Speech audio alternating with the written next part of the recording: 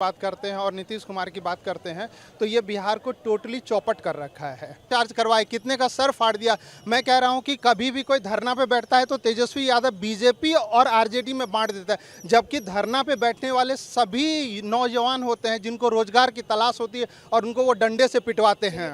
कि भाजपा धर्म की राजनीति करती है, इस पर मैं आपको बताता हूँ, धर्म एक सच्चाई है, धर्म एक आस्था का विषय है। मैं कहता हूं जो लोग ये कहते हैं उनसे तो पूछे आप क्यों धर्म की राजनीति करते हैं।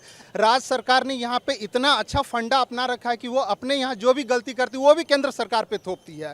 केंद्र सरकार इसके लिए स्ट्रिक्ट कहती है कि भाई राज्य सरकार जो भी है वो अपने अपने कमान को संभालो, अपने अपने यहाँ रोजगार सृजन करो, लेकिन राज्य सरकार बिल्कुल नहीं करती है ये चीज़। मैं आपको बता रहा हूँ कि लोकतंत्र तब खतरे में नहीं जाता है जब लालू के राज में लोगों को रोजगार नहीं मिलता है, लालू के राज में एक IPS की पत्नी और उनके घर में बिल्कुल मातम छा जाता है, रेप का कांड होता है, नेट पे जाके देख लीजिए।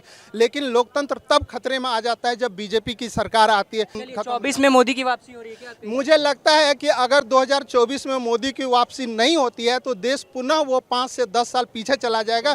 चलिए, तो 2024 चुनाव के ऊपर और भी चर्चाएं करते हैं। गठबंधन जो इंडिया बनी है उसके ऊपर भी चर्चा भी होगी, और 2024 में किसकी वापसी हो रही है, मोदी के 9 साल और कांग्रेस के 70 साल, क्या डिफरेंस है? चलिए बातें करते हैं।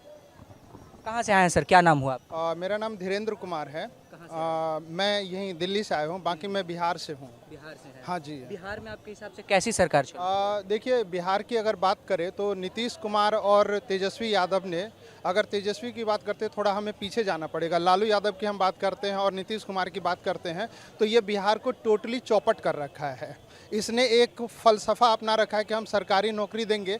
मैं इनसे कहता हूं जो सरकारी नौकरी जिनको नहीं चाहिए, लोकसभा टीवी के माध्यम से मैं कहना चाहता हूं उन लोगों का ये क्या रोज़गार देने की रखते हैं। वहां से जो बस भर भर के आती है लेबर क्लास का, आप ये देखेंगे कि एक स्लीपर होता है उसमें 8-8 बसों पे लेबर आता है और उन यहाँ पे क्या दुर्गति है। ज़रा नीतीश कुमार से और तेजस्वी यादव से एक बार पूछ के देखिए कि बिहार को क्या लेबर फैक्ट्री बनाना चाहते हैं। मैं आपको एक सर्वे बता देता हूँ, आप 10 पत्थर उठाइए और यूं करके फेंकिए लेबर पे, यहाँ पे आपको 9 आपको बिहार से लेबर मिल जाएगा। यहाँ पे एक बार कर लीजिए ये सर्वे।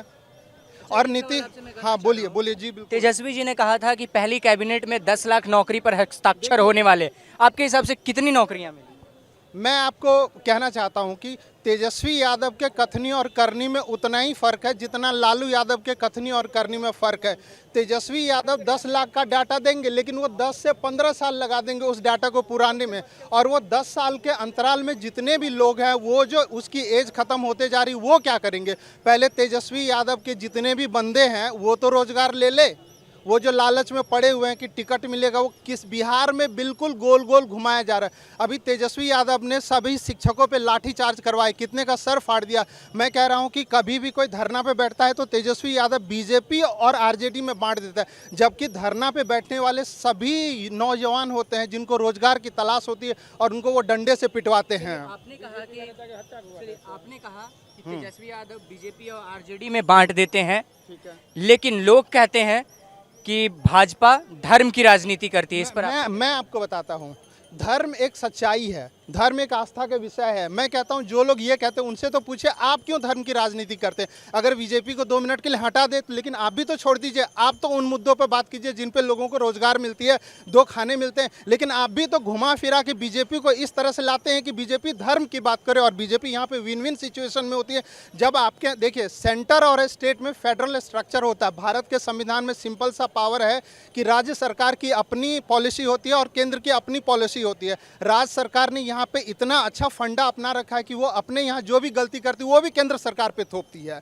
केंद्र सरकार इसके लिए स्ट्रिक्ट कहती है कि भाई राज्य सरकार जो भी है वो अपने अपने कमान को संभालो, अपने अपने यहाँ रोजगार सृजन करो, लेकिन राज्य सरकार बिल्कुल नहीं करती है ये चीज़ें। एनडीए वर्सेस इंडिया जो अभी गठबंधन बनी है, क्या लगता है कुछ उलटफेर 24 में होगा?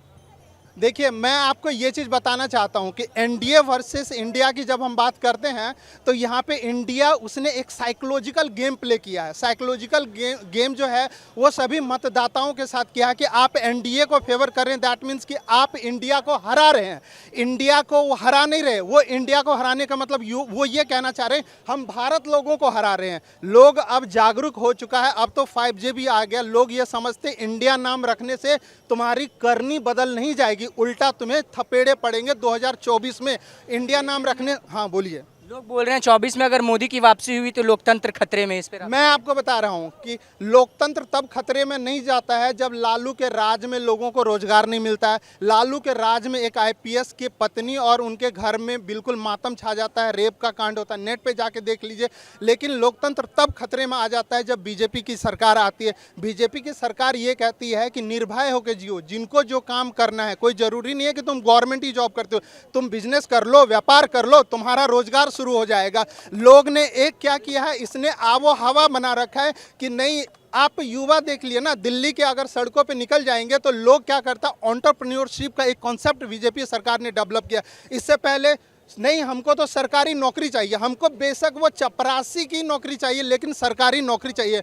लास्ट टाइम में अब देखिए अभी पेंशन वाले पे कितना बवाल चल रहा है। क्या सरकारी नौकरी करते करते लोग बूढ़ा हो जाता है, बेटी की शादी करता, बस वाइंड अप वहीं पे उसका जीवन खत्म। 24 में मोदी की वापसी हो रही है क्या? मुझे लगता है कि अगर 2024 में मोदी की वापसी नहीं होती है तो देश पुनः वो 5 से 10 साल पीछे चला जाएगा। जिस तरह से लोगों ने, मोदी सरकार ने एक नया इकोनॉमिक अर्थव्यवस्था, मनमोहन सिंह ने तो बोला था कि हम न्यू जो इकोनॉमिक वो लाए हैं, लेकिन रियल मायने में इकोनॉमिक पॉलिसी अब आई है 2000। देखिए कोई भी सरकार अगर आती है तो उसको 5 साल तो वो जो पिछले का जो ताने बाने उनको तोड़ने में लग जाता है। उसके बाद से जो सरकार चलती है, अब वो फ्रेमवर्क जो उसने सेटअप किया, उसने इंफ्रास्ट्रक्चर डेवलप किया है, उनकी प्रोग्रेस अब ये सरकार अगर आ जाती है तो ये अपना क्रेडिट ले लेगी आने वाले 5 साल में कि नहीं हमने किया, मोदी तो कुछ नहीं।